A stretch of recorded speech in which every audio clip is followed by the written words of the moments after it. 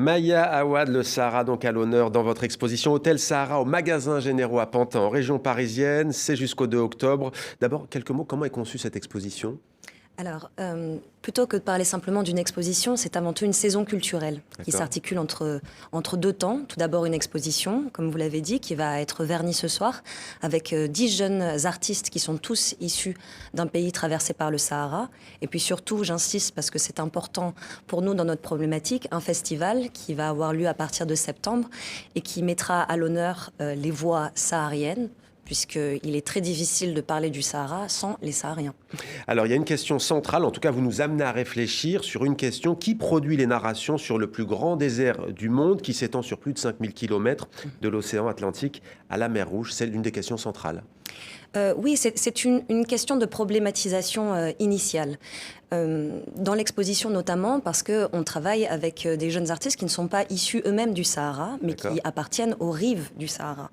Nous sommes dans le cadre de la saison Africa 2020 et la problématique de cette saison, c'était comment repenser l'Afrique par le point de vue d'Africains et d'Africains issus des diasporas. C'est ce que nous avons fait dans ce premier chapitre de la saison culturelle, en demandant à chacun de ces artistes, du côté ouest ou du côté est du Sahara, quelles étaient leurs relations, souvent en absence, avec un territoire qui est pourtant géographiquement voisin.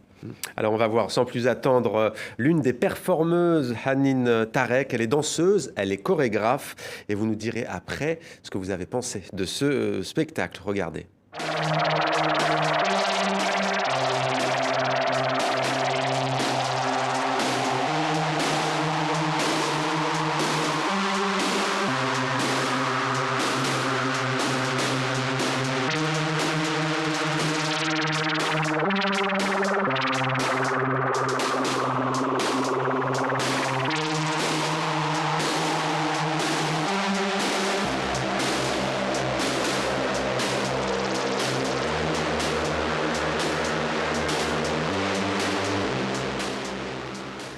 Voilà, racontez-nous cette performance qui est très agréable à regarder, qui suscite aussi beaucoup d'intrigues. Oui, moi j'aime beaucoup le travail de Hanine, qui est une chorégraphe très intéressante. En fait, à l'intérieur de cette vidéo qu'elle a filmée, Hanine voulait s'intéresser en fait à la sursurveillance des espaces sahariens actuels. Donc en effet, on pourrait penser que ce sont des espaces qui ne sont pas autant surveillés que des zones urbaines. Au contraire, je cite par exemple la base militaire américaine au Niger, qui est une des plus grosses bases de drones en Afrique. Et ce qui a intéressé Hanine, c'était justement ces phénomènes de sursurveillance entre mouvements intersahariens, que ce soit des Sahariens eux-mêmes ou que ce soit aussi des milliers de personnes qui sont lancées sur les routes de l'exil et de la migration vers l'Europe et qui transitent par le Sahara. C'est une artiste qui est basée en Égypte, au Caire, elle est cairote. On va regarder peut-être une autre œuvre, une autre performance de Salim Bahri. Alors je vous préviens, écoutez bien les sons, tous les sons, ils font partie de la performance. Donc il y a des bâtiments qui sont des années 60 et d'autres des années 80. Ça c'est des années 80. La partie marron. Ouais. Ah, c'est plus vieux. Oui, après. Ça c'est 90, les années 90 celui-là. Oh, c'est une extension. Ouais. Ah. En plusieurs fois, ça a été fait en plusieurs fois. Ouais. Parce que les archives deviennent de plus en plus grandes. Avant la Révolution, c'est dans Paris. Après la Révolution, c'est hors de Paris, c'est à Pierrefitte, à Saint-Denis. C'est en banlieue parisienne. Et après, tout ce qui est militaire, c'est plus au château de Vincennes, mais aussi un peu juste limitrophe avec Paris. Ça dépend des... Voilà. Ils ont fait plusieurs pôles, parce que sinon ça devient... Voilà. Maya Awad, qu'est-ce qui vous fait rire? Non, c'est peut-être le rêve de beaucoup de doctorants que de taper sur le bâtiment des archives d'outre-mer, des archives coloniales françaises. Ouais. Ça c'est l'autre grande question. La question des archives, elle est très présente.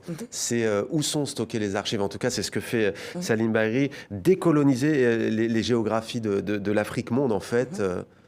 Oui, je crois qu'en plus spécifiquement sur le Sahara, il y a une situation assez spécifique, celle que malgré le fait que parmi les différentes populations sahariennes, on ne manque pas d'érudits, on ne manque pas de savants, on ne manque pas d'artistes, la majorité des narrations et des productions de savoir qui sont faites sur le Sahara ne viennent pas du Sahara, sont extérieures, proviennent principalement de l'Europe, notamment de la France, mais aussi des rives du Sahara. Donc je pense que c'est cette asymétrie, en fait. Dans la narration. Dans les narrations. Qui pose la question « Les Sahariens peuvent-ils parler ?» pour reprendre un peu l'interrogation de la philosophe Gayatri Spivak, qui a interpellé Selim. Et justement, il s'est intéressé aux archives nationales d'outre-mer, puisque une grande partie de l'histoire du Sahara se base sur les archives coloniales. Et il a eu envie de les apostropher et de les interpeller directement. Maya Awad, vous faites en parallèle de cette exposition et de tout cet événement artistique, culturel, politique aussi, si l'on peut dire au sens noble du terme, vous faites aussi une thèse de philosophie politique intitulée « Pour une pensée philosophique du Sahara, décloisonner donc les géographies de l'Afrique monde », c'est ce que je disais tout à l'heure. Pourquoi, selon vous, cette région du monde est-elle autant tourmentée? Pourquoi vous disiez une base américaine immense au Niger avec des drones qui surveillent? Pourquoi? Écoutez, je pense que c'était abordé par votre collègue dans la présentation, c'est-à-dire que le Sahara, dans toute sa diversité, comme il disait, humaine, mais aussi climatique, a pour point commun d'être extrêmement riche en ressources premières. Il a aussi comme point commun le fait que toutes les capitales décisionnelles et politiques sont situées, à l'exception de la Mauritanie et de Khartoum au Soudan, en dehors des espaces sahariens. Et je pense que c'était peut-être aussi une question que vous vouliez me poser auparavant.